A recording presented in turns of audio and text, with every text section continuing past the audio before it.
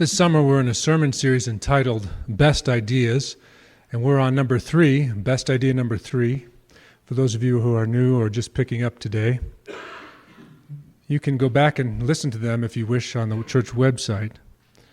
But just as a way of review, we started with the first best idea number 1, tracking cosmologically, which is because of the Bible starts out with the creation of all things, that there's something, not nothing, that there is something versus nothing, that there doesn't have to be anything, but there is everything.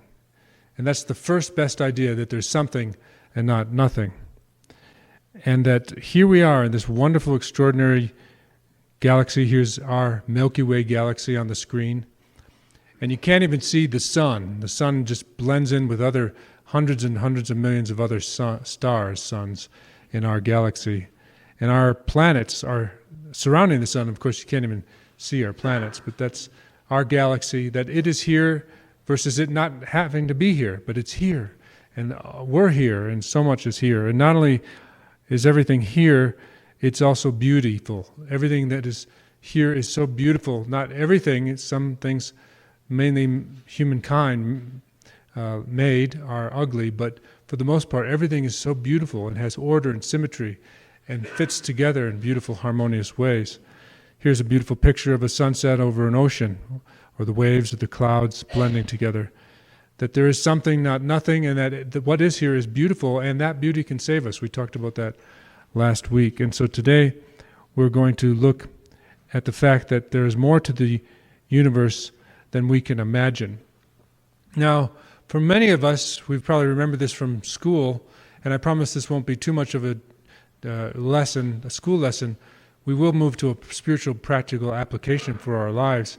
But many of us probably remember the Ptolemaic model of the universe, Ptolemy. For many, many centuries, that was the dominant understanding of where we were in the universe. And what did that mean? What was the Ptolemaic system? It meant that it was Earth-centered. Remember that? That the Earth was the center of the world, of the universe, of the known space. And there you see a classic picture of the Ptolemaic version of the universe with the Earth and the other planets circling us, especially the sun circling us.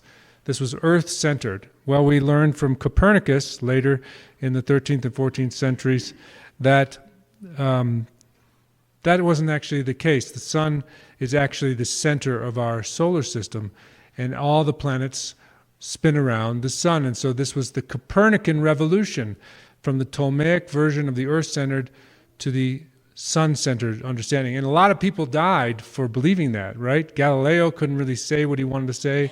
The church didn't want to believe this. They wanted to believe in an Earth-centered universe. And, you know, when you look up at the sky, it's somewhat self-explanatory that it looks like the sun is moving around the Earth. And so you can understand why people thought that. But for so long, this view of the stars and the constellation is basically all human beings knew when they would look up to the constellations and the star. In the northern hemisphere, there's about 4,500 stars in view on a dark night. In the southern hemisphere, there's another 4,500, so about 9,000 stars at view that you can see with your naked eye for most of human history. And the constellations that are so famous, like the Big Dipper, which you can look up tonight and still see the Big Dipper. And I remember when I was a little boy, I had this view that came to me from my Bible reading and from my mom. And when we were walking one dark night through this field in Oregon from our house to the main house where we would eat dinner, my mom would look up at the stars and she said, "Peter, those are holes in heaven's floor. Those are holes in the floor of heaven, and that's the light shining through from heaven."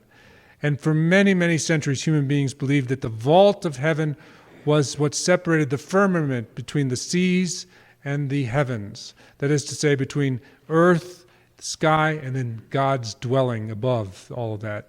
There was actually, they thought, a tin roof that was made of the firmament of stars that moved. And beyond that was God and God's throne room and God's kingdom. And it was very physical, you know, and very mythological, but you could understand why people believed that in many different cultures and many different times of human history. And to this day, you look up at the stars and they looked fixed. They look like they are just for us, for our viewing. And of course, the notion of the beautiful Milky Way streaming above us. Last night or the night before, I was out on the deck at 2 a.m, couldn't sleep. It was the summer solstice, actually, at that very moment. And I looked up and I could see the haze of the Milky Way. You can't always see it. But if you haven't seen it in a while, do look up and see the beauty of the Milky Way. Of course, that's our spiral Milky Way galaxy on edge. We're viewing it on edge.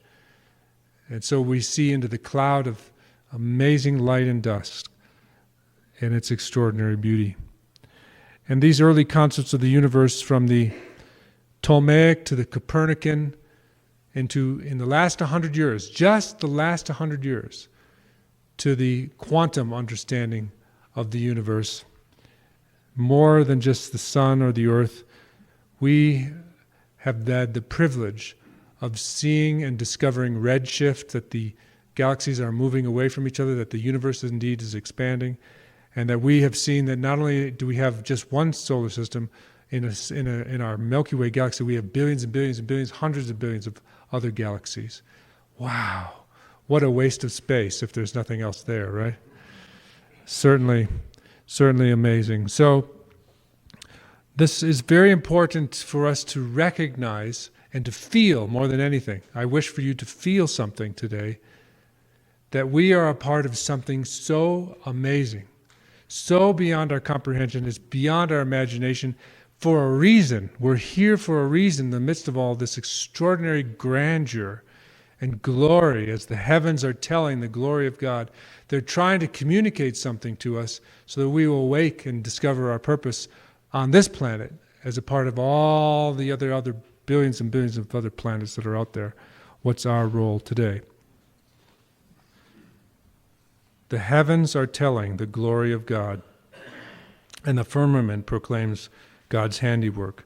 Day to day pours forth speech, and night to night declares knowledge. There is no speech, there are no words, it's silent. Their voice is not heard, yet their voice goes out through all the earth, and their words to the end of the world. The Hebrew Bible does not translate when God created the heaven and the earth. It's not singular. It's not when God created the heaven. It's plural. When God created the heavens. Right there at the beginning is a hint to all of us from the very beginning that there's so much more than we could ever imagine, the heavens. And there must be many, many other places similar or even glorious than earth. So, my friends, I hope this scale inspires you, not terrifies you. It's meant to inspire, especially when we recognize that we live on this tiny little precious planet that's given to us to steward, that it's not a sure thing that this is for us, you might say, an experiment. Will we steward the earth, the planet home we've been given? Will we be good caretakers of it? The Hebrew Scripture says that Adam and Eve were called regents. They were to be good caretakers of the planet, of their little garden. And we can be inspired by this knowledge, this speech that has come forward, to enhance our understanding of how we are to care for this earth and for one another, how sacred and special it is in the vastness of this universe. What if we're one of a kind? What if we're all that there is? What if we're God's last best hope? What if it's up to us, friends? Wow, what would we do differently? What would we do differently on this planet? We're just little infants on the scale of human history. We're just learning how to live on this planet together and not hate each other. So the scale of the universe helps us to minimize our personal problems. Just think at a bigger thing. This too shall pass. Whatever you're going through, it's part of something so much more vaster and bigger. And then the other thing that this can take heart in us is this sense of grandeur that leads us to worship. If you're having a bad day, or if you're focused on the problems of this world, worship the living Creator God. Just say thank you. That's the best form of worship. Say thank you for creating me here on this earth. Thank you for being a part of this universe. And part of that worship and thank you is gratitude, but more than anything, there's this sense of reverence. We're regents who live reverently on this planet, and we are stewards of this with reverence, with gratitude.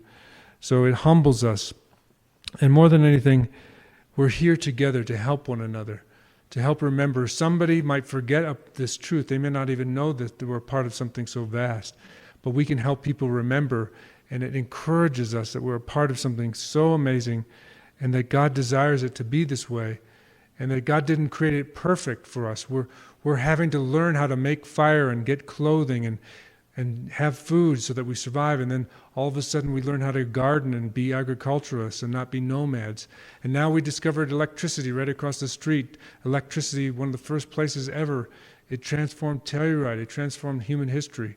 And what will be next, friends? What new discoveries await us?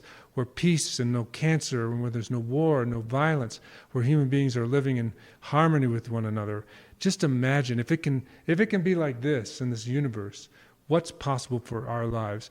Best idea number 3, that the universe is more than you can ever imagine. If you're having a bad day, just think of Laniakea, the supercluster that we live in, and say, I don't live in a bad place. I live in a supercluster, part of this amazing, amazing universe. You've heard what I've had to say, and what Morgan Freeman has had to say. Take a moment in silence. What is the Spirit speaking to you today?